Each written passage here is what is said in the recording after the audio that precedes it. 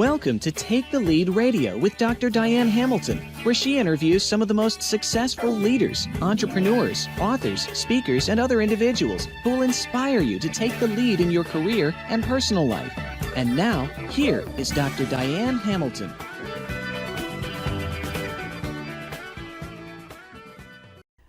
I am here with Jason Ma, who is the founder, CEO, and chief mentor at 3EQ. He's the author of the critically acclaimed book, Young Leaders 3.0. He served as a Forbes Global CEO Conference delegate for 8 years. His articles have received more than 1 million views, and he's a top sought-after speaker. It's so nice to have you here, Jason. Oh, thank you, Diane, for inviting. It's a privilege. It's an honor. Oh, well, thank you. You know, I was noticing that we were talking a little bit beforehand, and we know of some of the same people, and including Steve Forbes and Rich Carlbart. And I noticed that, my friends. I love both of them. We have done quite a few meetings and events together, and when I worked at the Forbes School of Business, I worked with them. But, you know, I also noticed that I was looking at your Twitter profile, and you've got a few of the people that follow you. Marty Zwilling follows you. Do you know Marty as well? He's a Forbes contributor. I know a couple of Martys, so. Yeah, you might know him. He doesn't follow that many different people. So I thought it was really impressive that he's following you. And you know, you have quite a site of diverse information that you have. When I was looking at some of the talks you give, okay. So you inspire and guide select Gen Z and millennial high achievers with high net worth parents, to get them into elite universities and get them to the next generation of leaders. Right? Am I on track with what you do? Yeah, that's very core to me. I think I'm extremely outcomes focused when it comes to doing what I do. I feel obligated. And I feel so inspired. Don't ask me why. I have no idea. But I feel like I'm doing God's work right now. And, my previous company was more for the mass affluent. And we help kids and the college prep and getting into Ivy League, Stanford, Berkeley, MIT, and all that. But I've taken my craft a little bit further and further each year. And I find that personal success, life coaching, in addition to proactive leadership career positioning, even in high school and certainly in college, is so crucial, right? Right. And have you noticed that a lot of kids too? I mean, you're super highly educated, Diane. You've done quite well. Your dissertation was in EQ or something like that, and PhD. That's just so cool, right? Mine's through EQ. I don't have a PhD. I'm just a lowly undergrad from UC Berkeley engineering. Oh, well, I hardly would say that, but your education is very impressive. So no, I think I got a triple PhD in knowing how to really how do I create and produce fantastic, solid, compassionate next generation leaders out there, in addition to getting them into the highest level schools that are best fit for them, right? And so start from high school. But if you come in during college, then your goals, the key goals in front of you is not college admissions anymore. It's really career, right? Positioning, maybe grad school.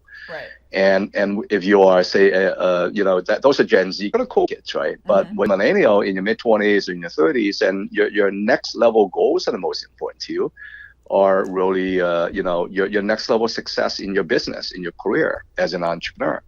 And I call those vertical goals. And, but to me, vertical goals, okay, you achieve a goal, that's important. It's nothing beats getting results, accomplishing, achieving, and all that. But what about horizontally? I have a framework and process called the 4S and 3EQ. And what 3EQ stands for, to me, emotional intelligence, right? Emotional intelligence, EQ, is not enough for me. I like to lift out the words social and leadership as well. So I call it pragmatic. And I like the word pragmatic better than practical because it stands for practical and results oriented in one word, right? It's kind of like the word pithy. I love it. I learned it from a kid that used to work for me, who was a Harvard grad. Pithy stands for clear, concise, and memorable. How cool is that, right? Pithy essays, right? I mean, we went through all sorts of essays and application forms to Ivy League and all that. So horizontally, practical or pragmatic, emotional, social leadership intelligence. I call it 3EQ, and that's my company name, right? I had to spell out THREE-EQ because the number 3 was taken by someone else, and that is so relevant, so essential, because emotional is really comes from within, correct?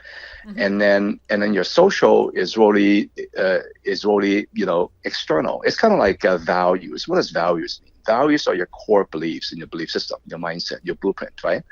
And then principles are your core beliefs applied externally with other people. Okay, so emotional and social. You heard that 1,000 times, right? Growth mindset. I like to say growth and contribution mindset. And I also like to inject the word leadership in there. Great, because great leaders are so crazy important, right? It's key in a company, right? At school, in a community, even at home, right? Parents are leaders, or good parents are leaders. Great students are leaders as well. You can lead as an introvert. You can lead as an extrovert.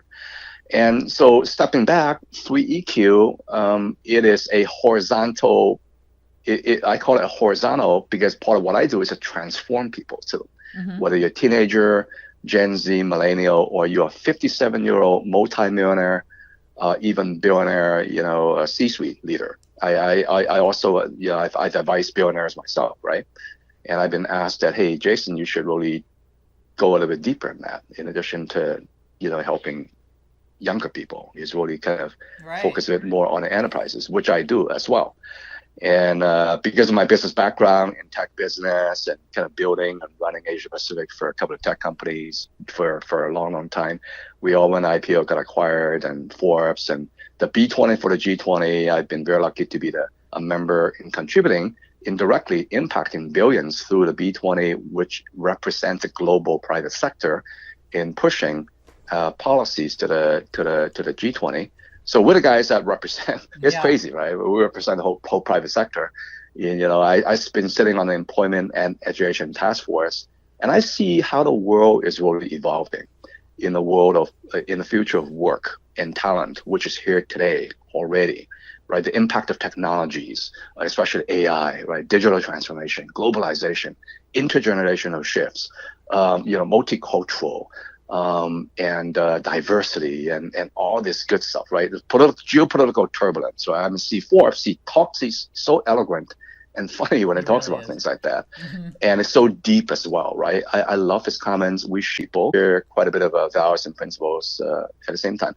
So in summary, I help people, whether you are an individual or an enterprise, succeed, achieve the greatest goals possible within my power. I'm here to serve you to achieve your vertical goals and transform you horizontally. Does that make sense? Yes, it does. And it ties in so well to what I'm studying in my book on curiosity, which I'm going to be launching soon. I created an assessment to measure the things that impact curiosity, because I think young people and adults sometimes don't have our natural sense of curiosity that we had as a kid. And my research in emotional intelligence made me interested in assessing that, because there's a lot of work out there about some of the stuff you're talking about, mindset, different things that you mentioned. Carol Dweck's work was really important in that respect. But I really think that there's a lot of curiosity assessments that tell you whether you're curious or not, but they don't tell you what's holding you back or how to get going past where you are. You know what I mean? And it's super important. People with that. I mean, how do you develop a curious mindset? I mean, in terms of beyond what Carol Dweck wrote, in fixed and growth mindset. But if somebody is just kind of going through the motions at work and they're not really engaged, how do we to get them to be more curious, to become more creative, more innovative, and more productive? I've, in fact, I speak about, this is a subset of what I speak about quite a bit when I whether I do a keynote or masterclass. Curiosity is somewhat of a soft skill, and it's also part of your story, right? Imagine you are kind of, in fact, one of the things that's going to erode you, or that's going to decrease you, or that's going to kill you in the future, is what I call linear career conformity, political correctness, without curiosity. in a kind of a linear thinking fashion. It's not going to work because today the world is change in the world is not only constant, it is accelerating, right? Partially because of technology, social media, all sorts of things going on. Not to mention the already intense competition is getting even heavier, right? So it's good in that. For those who are not intellectually and spiritually and emotionally curious, when I say spiritual, I don't mean religious. I mean it's really within your mind and soul. It all starts from your belief system. It all starts from the set of rules, global, if-then, that covert, baked in subconsciously into your brain, right? Where your amygdala, it's the gland in your brain is so kind of honed that your fight or flight response, it's a bit net positive than negative, right? And part of that, being curious. Without being curious, you cannot grow, right? I mean, you explore. For example, I spend I put in a bit of hours per week on work, but I tell you about 15-20% of that is what I call applied research per week, right? Wow. Out of my actual work time. And I call it applied research. It simply means deep learning on subjects that are within my strategy and within my deep interest. It is so much fun, right? And audiobooks, reading books, podcasts, reading. I love to read like I'm like a madman, right? I love to, when I'm making coffee, when I'm in a bathroom, when I take a walk, whatever, boom, you see earbuds in my ears, right? So podcasts or audiobooks is feeding the greatest world, and that's what's between our ears all the time, right? And a lot of stuff is kind of like new stuff that I'm learning or reinforcements to what I know. And I remember one dude, I forgot what his name was. Who was it? Bruce Lee, right? Bruce Lee, the great Bruce Lee. Right. The dude says, hey, I am more afraid of the guy who has practiced one kick 10,000 times than a guy who practiced 10,000 kicks one time, right? And because the master, he keeps being curious and also humble enough to keep reinforcing the strength and find new ways to do the same kick, if you will, that he is so masterful subconsciously. And it's kind of like when you're driving, right? We're at the fourth level of competence, and we're subconsciously competent, right? There's all sorts of ways. There's all sorts of ways that we got to be curious, and especially if you are a teenager. You're applying to go to Harvard, Yale, Princeton, Stanford, right? Wharton, and my younger daughter just started as a Wharton freshman last week, so we're very grateful. And my daughter also got admitted to she started working at Google as an engineer a couple of weeks ago, so very blessed by that as well. Wow. They're very curious people. They love to learn, right? Because they just love to learn. They got it from me. They got it from them. They got it from all sorts of learning to learn. In fact, at the B20 for the G20, I kid you not, in terms of policy recommendations, we put on language, and I've been pushing that for a couple of years.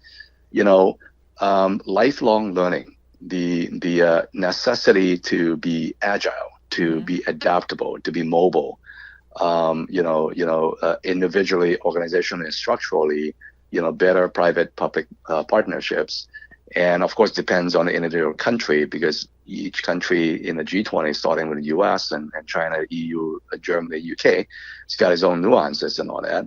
But literally the words lifelong learning, it's in there. And I even mentioned that, a lot of the corporate education these days, the United States spends about, $250 billion U.S. enterprises spend on education. A lot of this stuff don't work, I mean, how do you innovate education? It relates to innovation as well, right? Because you must know that the late, great Peter Drucker mentioned the two most important essential functions in a company are innovation and marketing, including sales, right? Innovation comes in technology, product, services, processes, business models.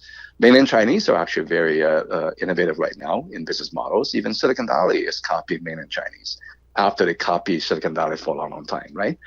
And without growth, curiosity is part of growth. Without growth and a sense of contribution and sense of significance and connection, we don't feel fulfilled, right? So it's very, very essential, I think. I agree, and I think that it's something that leaders, I really thought, at one point it was really important. I still think that it's really good to train your organization on the importance of emotional intelligence and soft skills and the things you and I both talk about, engagement and all the reasons, behind that. Right. How can we get leaders to see the importance of this for their staff? And I think that they're looking into ways to become more innovative. They're looking into ways to be more engaged, but I don't know that anybody's really doing anything to make their staff open as much as they could be to asking questions without fear, being able to, come up with great ideas. And I think I'm seeing more failure accepted than in the past, as making it more of a learning experience. And I'd like to see more learning experiences, to make people feel more safe. But the four things I found that were holding people back from being curious were fear, assumptions they're not interested or it's boring or whatever it is, technology doing things for them or too complicated for them, and environment, which is family and teaching and things that you had in childhood possibly.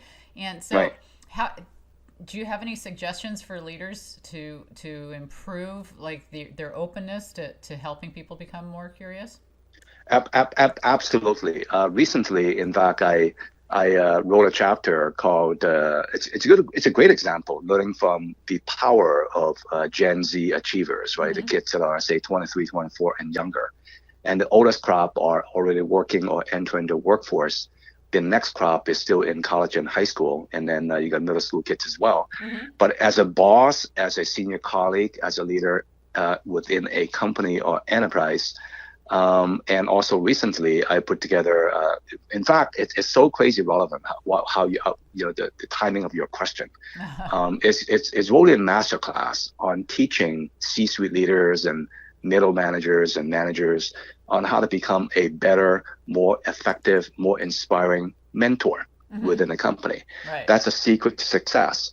And how do you take care of these millennials and Gen Z, right? Let me give you some stats here. Gen Z today worldwide, out of 7+ billion people, is actually close to 1/3 of the worldwide population. A lot of people didn't know that. Because you got a lot of Africa, you got a lot of kind of India and so a lot of young kids, right? Think about that. So they're going to be the biggest sector of workforce that's upcoming, right? Of course, millennials is like taking over in many ways, right? And then you got Gen Xers, and I think you and I are actually boomers, and I talk like a kid, but I'm actually technically a boomer. I get younger every single year, like you, Diane. It's so much fun doing what I do, right? Crazy me, I'm surrounded by high achievers all the time. It keeps me young, right? And my Gen Z daughter jokes with me all the time. I talk like a Gen Z, except I said, "Do Dad," except that I got 40 years more experience than you. I read your mind, dude. Before you finish your next paragraph, I could I know your patterns of how you think, right? It's so much fun. I'm in the mind and soul all the time, right? I kind of lost track of what your question is, but we're having too much fun. We're getting leaders to get people more curious, in the workplace. What was the question about? The workplace. The workplace. Yeah, going back to the boss, right? Outcome. Think about what are your outcomes running a company? Let's say that you're the CEO, okay, or you're a divisional GM, or you're a manager, or the C-suite leader, or senior executive, or something like that. Okay, your job is to help produce the greatest outcomes and results within your function and for the company, correct? Right. And then the smart ones also want to do it joyfully, not to get all stressed out right now. The world, from what I could see, based on tons of data points, observe and analyze, and empirical evidence, and talking to people, I travel the world all the time by speaking, learning, talking, listening, having cognac and beer with people, and fine wine. I love fine wine, and I've been observing and reading books, and there's a lot of, like you said, there's a lot of fear, there's a lot of anxiety, there's a lot of stress out there, especially up there in the C-suite. And the reason for that is that, the rate of problem solving may not be exceeding the rate of problem accumulation. Part of that is really the strength of these leaders' mindsets and skill sets themselves. Because technology is changing. I mean, the world's changing so fast right now, a lot of them cannot catch up. They're overwhelmed, right? And even though they are some of them are trying hard to adapt and leverage on technologies, there's just too much stuff going on. To them, it's very overwhelming. There's a good overwhelm, there's a bad overwhelm. There's a lot of bad overwhelm right now. But the thing is that, like, Diane, you're very astute, right? It's when a lot of CEOs, they're lonely at the top. Have you noticed that today they're still mostly men, right? But tomorrow it's going to change. Right. Do they tell the spouse everything? No. Do they tell the board everything? No. Do they ever confide to the chairman everything? No. Right. Part of that is their own ego. Part of that is the fear. Part of them is that fear of failure, fear of rejection, or whatever. Right. And sometimes it is so drastic. It is so bad right now. That's part of what I do, right? So how can I help them liberate themselves so that they could realize their own potential and help themselves to become more skillful in practical 3 EQ, right? And also their story, their state, their vision, their maybe kind of sharpen and kind of take a slight shift in their own identity and story, and then kind of add to their strategy and help them execute a little bit better. Imagine that if each person improves their productivity by 5% in a company, right? So that's an outcome that I look for when I speak to these people. And typically, I do a lot of keynote, and I do workshops and master classes. I love the master classes, immersion, especially because a couple of hours you lock me in with you for in a room, right? A couple of dozen of you and me. Don't come out until we're done, right? Like for half a day, it is so much fun. Just immersion, just a lot of immersion, so that you get inside. I get inside your mind and soul. So that you are more mindful, become a little bit more skillful, sharper in your visionary direction. And then, so that you have to start from within, start from yourself as a leader, right? Then the outcomes externally, applying your principles, are your team, your division, your company is going to get a bit more productive and joyful as well. Relationships are going to get better. Relationships are so important, right? At the end of the day, Diane, what do we live for? We live for 3 things, right? In general: health, I hope wealth as well. So happiness, right? A lot of happiness comes from quality relationships with your kids, with your spouse, with your boss, with your colleagues, right? With your board, with your staff. And the worst thing is that you kind of piss off lots and lots of, you kind of consistently piss off lots of Gen Z and millennials. They're going to leave you. I mean, that's going to be dangerous for your company. Your company's going to fold, right? Because you need them, especially Gen Z. You know how digitally ultra savvy they are. It's crazy. The chapter of the ebooks that I wrote for an enterprise, we talked about that. So does that kind of address your question? Yes, it does, and it makes me interested in your what led to your interest in writing Young Leaders 3.0, because you talk to all kinds of groups. I mean, and what made your focus go? Oh, okay. Yeah, my book. First of all, I'm not going to write a book for many more years. Just so much work. It's crazy. And I'm feeling that pain right now. Oh my gosh. But it's called Young Leaders 3.0, stories, insights, and tips for next generation achievers. The whole motivation there is actually very simple. And people keep telling me, Jason, you're freaking great in what you do, right? In success coaching, mentoring, college counseling, and all that. Your results are incredible, and kids just love you, right? I mean, every time they talk to me, my students, whether they're 15 years old, 17, or 27, right? They say, Mr. Ma, let's book our next meeting, right? It's kind of like, they tell me secrets that I get to know them more than the parents know them, right? And sometimes their parents would whisper in my ear, say, Jason, psst. I said, got it, right? I'm like the agent in the middle, and it's so much fun. So outcomes, right? I see so much patterns that work. I see patterns that don't work. I see mindsets. I know skills. I know what it takes. I cracked the code on Ivy League and elite college admissions process, right? Planning, application, admissions. And I cracked the code on next generation leadership, career grooming, as well as a personal life coaching, success and all the good stuff. And people say, why don't you share some of that stuff, right? So that's why, why don't I share part of that, not all of it, so that to give some people who cannot afford my crazy $1 trillion a year service, so that even the mass market could kind of enjoy that. And this whole premise, right? So put together, share some of my know-how, and I did it in a super storytelling fashion. So I brought together 23 kids that are Gen Z and Millennial, 17 and 24-year-olds. 4 years ago, they are now 21 to 28 years old. So they are kind of senior Gen Z to Millennial, right? Over one half were my mentees. Less than one half were our friends. And one of them is going to be a billionaire for sure, maybe two, and probably in his 20s, Tim Huang, a crazy government innovator. My daughter's in there as well. She's in chapter 1 because it's from youngest to the oldest. And her chapter title is Kindness Kid from Silicon Valley. So it talks about family, talks about values, talks about, in fact, one essay is called a mafia. The mafia stands for the Ma family. It's a joke from my older daughter with a capital A, right? Mafia. And we talked about the importance of core values within the family. Like in my family, honestly speaking, are infinite love, humor, which gets kind of crude, believe it or not. I'm crazy dad. Because it's like stress relief for kids, right? These high pressure cooker for these high achievers. Are you kidding me? So I joke around all the time, right? Yeah. So when you come to a Saturday night mafia date with us, you crack up, right? With so much jokes, and I go pretty deep too in conversation. I like to have deep conversations too, and try to force my kids to have deep conversations with family. Not just kind of I hate superficial bullshit. Right? I like deep conversations. I understand. And number 3 is, okay, you got love, you got humor, you got high standards on what matters. It is so important, right? So family values and lots on high school life, lots on some tips and insights on college admissions. Of course, it's much, much, much more complex than that. Trouble comes when parents and students kind of underestimate what it takes, and they all end up getting lower results. I see it all the time. It's very sad, right? You got to start early. And then entering college, it is so important because it's a major transition. Even with my younger daughter, they're high achievers, right? I believe my younger daughter is going to be even above the fold in Wharton because you got this guy to mentor her.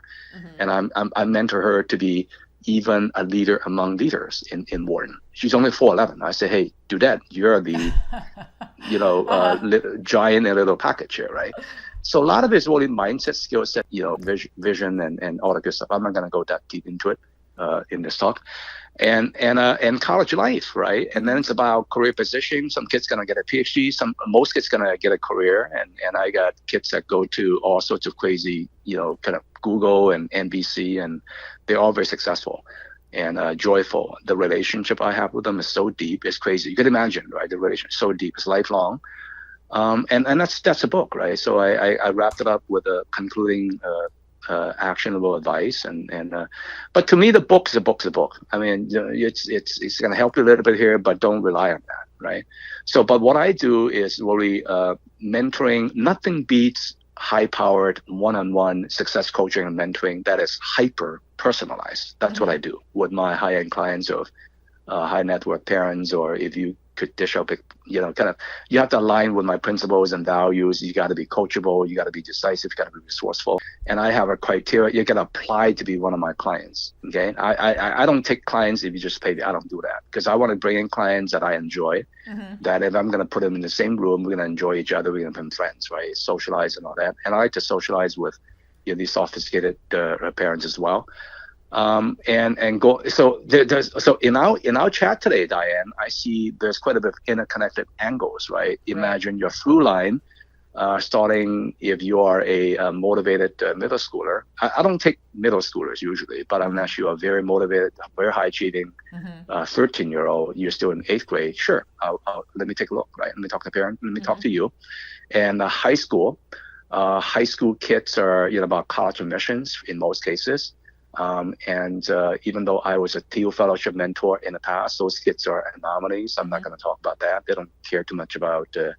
But once you are in college and university, then it's about career positioning, or grad school. Once you're working, then it's about your next level business career success. That's the vertical key goals in front of you.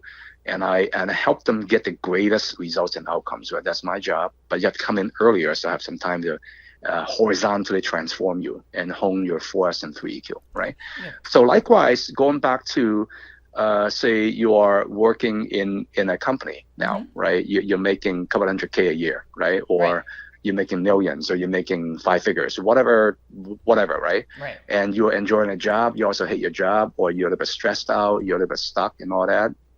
I could help get inside you and then help you gel within your culture and organizationally, so that at the end of the day, you come out more refreshed, more sustainable, more empowered, right? You hear the word empowering quite a bit from millennials, right? A lot of it's true. At the end of the day, we're perfectly imperfect human beings. And how do we gain significance and achieve and contribute and grow? We all want to do that individually and certainly organizationally. So the through line, I'm a tail end baby boomer, and I aggressively learn and grow, right? And transfer some of that into my clients and students. I feel obligated to do that, frankly speaking. I'm doing God's work. That's amazing. And you're talking about this. I'm curious that my daughter and her husband live in Sunnyvale because he works at Apple, and they work up there. And when I'm up there, it's very noticeable that there's a certain Asian culture that does really well in that Silicon Valley. Right. Are you finding that you're having more Asian individuals in your programs because it comes from naturally in their culture to be? It actually started with mostly Asian Americans, right? Because my previous company became one of the most kick butt companies in kind of mass affluent college counseling, right? Right. So you got a mass market. You got the mass affluent, you got high net worth, you got ultra high net worth, you got billionaires, right? In that, and then the air gets thin up there, correct? So it's mostly started out with mostly Chinese American, right? Mostly high achievers, right? And so I was with them for 6 years, pre-drink and post merger. I actually merged 2 companies to form that company, and I seen that quite a bit in. Especially when you come to the Bay Area, make sure to look me up and we got dinner and lunch or something like that, Diane. And when you go to the South Bay, the 2 pockets that are most intense, okay, are Palo Alto and Cupertino and Fremont, 3 pockets, okay, and Palo Alto, Cupertino, and Fremont, right? Cupertino, there's one major strip, Boulevard. You got more tutoring centers and learning centers there per square inch than anywhere in United States, except maybe for Manhattan, right? So it's like Manhattan and a part of Silicon Valley is super crazy intense, right? We sit right in the middle as a leader in my learning center, right? So we did college counseling, we did SAT, ACT prep, and summer programs, and academic enrichment, and all that. And the top leaders, we all pretty much jumped in. With smart entrepreneurs, you could hack anything, correct? Right. So we were like managing surgeons, correct? So we do surgery on a daily basis, college counseling, college admissions, and I learned the college admission process code, right?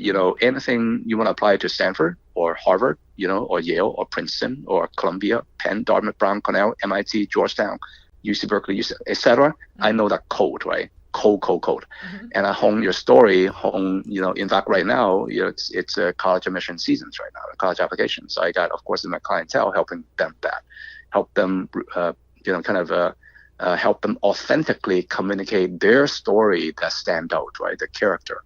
It's justified by the academic and testing performance and all sorts of good stuff, right? And kind of also demonstrated by third-party recommendations but your personal essays are so crazy important. Blah, blah, blah. It's very complex. I'm not going to go into that. It's really interesting to me because I grew up in a very competitive family. And you were talking about being coachable and different things. And I've had conversations with people about, is smarter necessarily happier? Are we pushing people too much? Where do you fall in that discussion? I could write a couple of books on that. I love it and I hate it. Okay. Okay. And I pull parents aside. Today my parents are high net worth or ultra high net worth, right? They listen to me, they advise me, And then kids certainly don't fully listen to them, no matter how great the relationships are. That's how human beings are, right? I mean, you must know that. So once you go to middle school, then because of all sorts of internal and external reasons, and kids stop listening to parents as much anymore, right? Parents are no longer 100% heroes in high school, and that's why third-party mentorship is so important, right?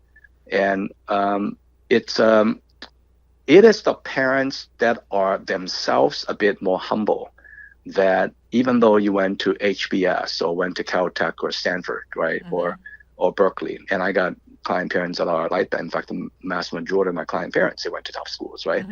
They are humble enough to realize that, number one, my kids, even my kids, for example, I got a student, I love this kid, right? She's a rising junior. She's still 15 or 16. She goes to a top private high school in Atherton, which is the most expensive city in Northern California, and she's top ranked, right? But they're humble enough to come to me, say, "Hey, Mr. Ma, help me maximize my authentic story so I could learn and grow and take my success to the next level. And I do like to get into a top school because her dad, who he and I become deep friends right now, right? He's the president of a $30 billion market cap tech company, public.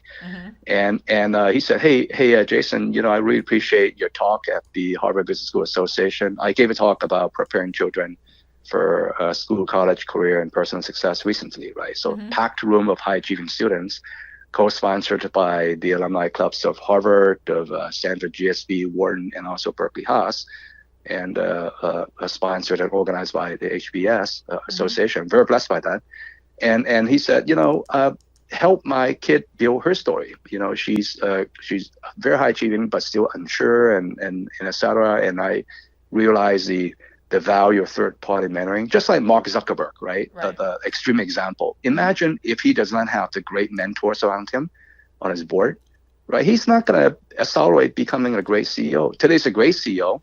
You may or may not agree with his company policies at Facebook, but he's a great CEO today in his mid-30s, right? Did he know how to be a great CEO back in his early 20s? Not at all, right? But the guy started off as with a strong practical 3 EQ. He was a world-class learner. He loves to learn, very curious, and is very, very coachable as well. Same thing, boom. Then he accelerated himself to be great. Just a great CEO right now. People love him, right? So it's like Facebook and Google. It's got the top-rated cultures in any companies in the United States, right? Maybe around the world. So going back to the difference between being a more missionary, benevolent parent, or be a tiger mom or tiger dad. I kind of coach parents to knock off the ultra hardcore, dumb, but highly intellectual tiger parent mentality, right? That I get them to smooth out their own mentality and mindset, to relax a little bit more, for God's sakes. Let me help you, right? Because you're working hard, but you're beating up. Your kid's going to end up hating you, or your relationships are not going to be as good as it could be in a family, and you carry that into your workplace. Then it'll subconsciously transfer to some of your staff. But while you could become a better mentor and a caretaker for your team, for your company, for your board members, right? So it starts from you. I think in Silicon Valley, I see good and I see bad. Silicon Valley, Seoul, Hong Kong, part of Singapore, Manhattan. Did you know that, Diane? Let me give you a stat. I talked to a client parent of mine recently, a former client parent. She tells me, Jason, did you know that 27 kids, high school in Singapore, committed suicide last year? And 2 of them from Raffles Institution, which is a top-ranked private school. I said, how sad is that? But I said, it's very sad, but I'm not surprised at all. I know how lots of parents just don't get it, right? There's a gap between expectations and drive, right? And when you look back at why the late great movie star Robin Williams committed suicide, the inside story is that he lost significance for himself. And he used to be a hero, right, with his fans, with his family. Kids used to love him and all that. But something happened. I don't know the details, but somehow he was kind of not that connected with fans, was not that productive. and then was not able to manage great relationship with his family, with kids and maybe wife, and it was less painful for him to take his life than to live on. And that's a very sad story, right? But I thought to myself, practically, being coming from a Chinese heritage, we're kind of, and it's the smart Chinese, right? The top 1%. We're pretty pragmatic, right? I like results, dude. Hey, nothing beats results, right? Outcomes, and the outcomes also include the power of your positive mind and soul, in addition to numbers, right? In addition to achieving great, company results or culture mission results, right? Career results, or great jobs and all that. So going back to Robin Williams, it's like I thought, man, dude, if I were to have him as a coachable client of mine. I mean, he's old, and he's a middle-aged person. I don't call a middle-aged person my student. I call him my client, right? But if you're millennial or Gen Z, I said, your ass, whether you're a boy or girl, your ass is my student, right? You got to do everything I tell you to do, but you're going to grow, and but it's always your decisions. I looked him in the eyes and said, it's always your decision. You're the decision maker, but Mr. Ma's advice always gets implemented. I joke with him. Right? Parents love that, by the way. Right. Parents love that. It's like they love that shit. And excuse my French. So Robin Williams, it's that case. There's a lot of people like that, Diane. You see that all the time. Oh, I do. A lot of people like that. They're in denial. They are not coachable. They are kind of clamped down, right? But you got to be more curious. You got to be a bit more open, right? You're to talking getting about help. A lot of the things that make you curious and open and coachable. And what makes me interested is when I was doing my research, how many people who really were successful were dyslexic. I'm curious how many of the students you get are dyslexic. Unlike Richard Branson, unlike Ray Dalio, some of the billionaire greats, they were dyslexic in the past. But listen, they got the billionaire. I love these guys, by the way. I learned from them. I consider them as some of my cover dozen teachers.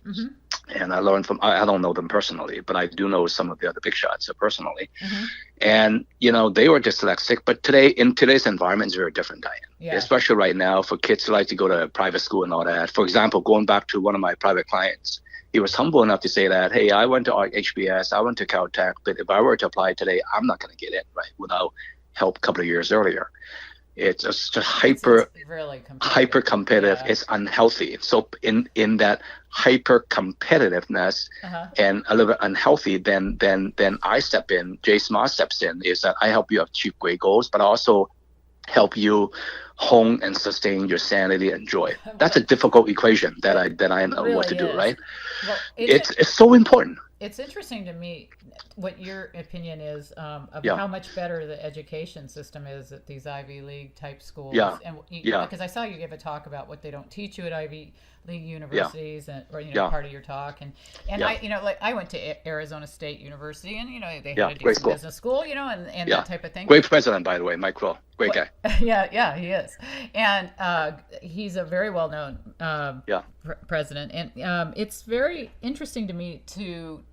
Like I've had to hire people who've had Harvard degrees for different things, and they don't seem particularly more educated sometimes than people who I've met other places. And some people have said to me, it's the same education, but the networking is just what the biggest difference is. You're networking with these unbelievably high potential, big money people. Right. Do you agree with that? Is it that much better of an education? And what don't they teach you at Ivy League universities? Let me slice it up for you. Okay. In most cases, except for still kind of a fraction of the jobs and career paths out there, where the good old powerful old boys and girls, probably mostly old boys networks, are still a little bit more prominent, right? Like certain asset management related, banking related type of jobs, right? So getting a degree from Wharton, from Georgetown, from Harvard, Princeton, those would get you into places. Your door is open for you, a bit more wider, even though it's still hyper competitive, right? And certainly when you talk about, say, college networks, that's one of the features that you want to go to elite college, right? So for example, Princeton, Dartmouth, Notre Dame, Wharton, Stanford, right? Harvard, very tight, very well-groomed, well-managed, well-organized alumni networks, right? Of course, it depends on the chapters as well. Depends on the leadership per chapter, right? Like when you come to the one in the Bay Area, Dartmouth, I tell you, it's crazy. These guys are so tight, so crazy, right? So it's a great feature. They help your career as well. But at the end of the day, most jobs out there, once you graduate from Wharton, from Harvard, right? Once you step into the work world, it's really okay. All right, then you might get, you might have a bit of a looked up to, etc. You get more opportunities for job interviews, and people look at your resume and go, "Whoa!" Right? But it depends on your performance and your conduct. Did you learn any more though at Harvard than you would at ASU? I mean, do you learn the same things? Different thing. I think each school's got its own different features. So, for example, Wharton is very pragmatic. It's more practical when it comes to certain business, including technology, certain in finance and marketing, than Harvard. Harvard doesn't have a business school, but if you want to do business, you don't have to go to business school. You could go to the most liberal arts.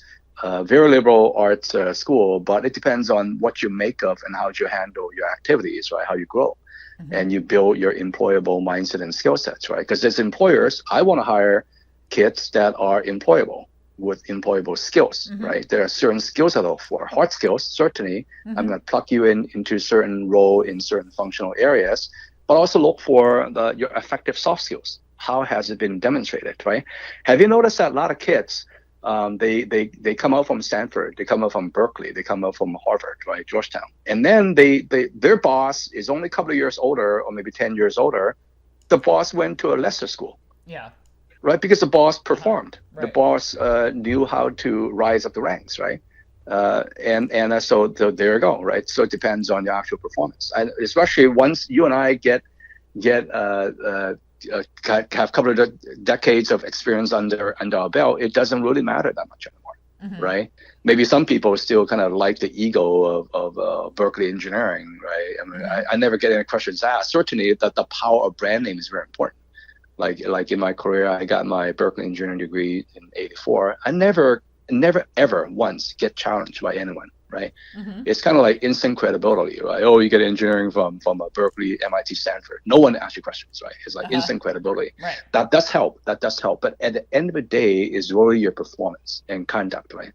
And how do you manage your life and work? So it's kind of yes and no, right? But I think as far as Gen Z right now, I find that Gen Z right now are even more practical than millennials. They really want to, on average, I'm talking about the achievers. I'm not talking about the lazy asses out there, right? But I'm talking about the achievers. That's a big problem, by the way. Separate topic. We could talk a day about that. I'm talking about the achievers, the fraction of that, and they really want to solve problems, right? And they're a bit more. They're a bit more humble, by the way. But at the same time, they're very fragile, right? They are born and raised in a kind of they lived through post 9/11. They lived through the Great Recession. They saw, some of them saw the pains their parents went through. They popped out a mom is completely digital, right? A lot of them don't even know what the hell analog stands for, and and a lot of that, and it's like you got all these social media companies laughing all the way to the bank, right? With the addictive algorithms built in. And I coach and mentor kids and adults, Diane, on not to get suckered and owned and controlled by the addictive algorithms and technologies built into these things. You have to manage them. It's the other way around. And that's why right now, going back to the sadness of homicides going down because of data and all that, right? Law enforcement, they're able to catch crooks more effectively, proactively, reactively. But the rate of suicides are going up in the world, especially young people. And is that they don't have quality mentorship or whatever, and they take their lives, right? It's bullying, right? The extreme embarrassment socially and all that. It's a concern of mine. And when I coach and mentor, young and old people, that's part of how I coach them as well. Right? How do you manage that psychologically, right? It starts with a mindset, and then your skills as well. The world's changing so fast. It's so turbulent but exciting at the same time, so like for me, I'm excited and I'm also quite concerned. I feel obligated to do something about that. So well, you're doing a lot of amazing work, and you have such a worldwide audience. I mean, you talk to everybody from billionaires and tycoons to colleges and university, Gen Z, Gen X, Jen, why you all this over the board, and it's really fascinating your work. I mean, you and I would have plenty to talk about because we both like the same kind of topics because we both speak about engagement and education and all the stuff that we do. So I was really looking forward to having you on the show today because this is thank you. Right up my alley, and my audience is I'm sure fascinated by your work, and I would love for you to share. Like, how can they reach you? Do you have a website? How can they get your book? That type of thing. Can you share that? Sure. I'll make it simple. Just thanks for the question. Just go to my website, 3EQ. You got to spell it out, THREEEQ.com. That's it. Just everything's on my website. Just go there. Well, that makes it easy. Well, this has been so great. It's been so nice of you, Jason. I thoroughly enjoyed it. I could see why you're so successful. And you going to write any more books, or is that the last one? You said it was pretty brutal, huh? I think I'm gonna have better impact, and I would enjoy myself a bit more by not writing the book for years to come. I no, thank you. Frankly speaking, I don't tell my students and parents that, right? I hate to write, but people love my writings. That's my problem. So, no, thank you. It's a lot of work, but I really appreciate. Hey, you gave me a lot of insight for my book, so thank you so much for that and all of your insight on curiosity. I really enjoyed that, and thank you for being on the show.